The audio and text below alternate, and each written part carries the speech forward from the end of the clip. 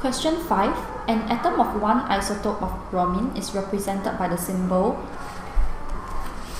Which row is correct for an atom of a different isotope of bromine? So isotopes refer to atoms of the same element.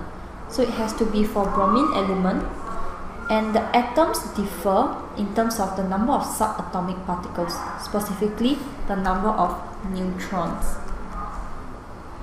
There are three types of subatomic particles, meaning when you look at an atom with a more microscopic view, you can see that within an atom there are neutrons and protons in the nucleus of the atom, and electrons.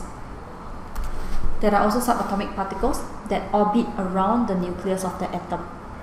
So for this particular atom, we know that there are 35 protons and hence 35 electrons, because the proton number is going to be equivalent to the electron number for an atom.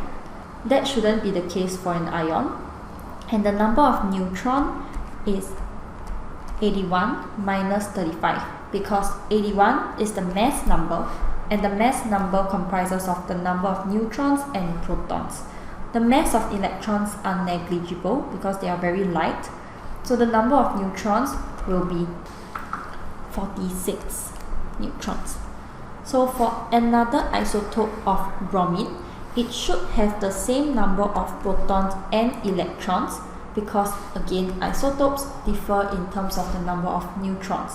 So the number of proton and electrons should be 35. Number of protons should be 35. So D can be eliminated. The number of neutrons cannot be 46 because it's a different isotope now. It should have a different number of neutrons.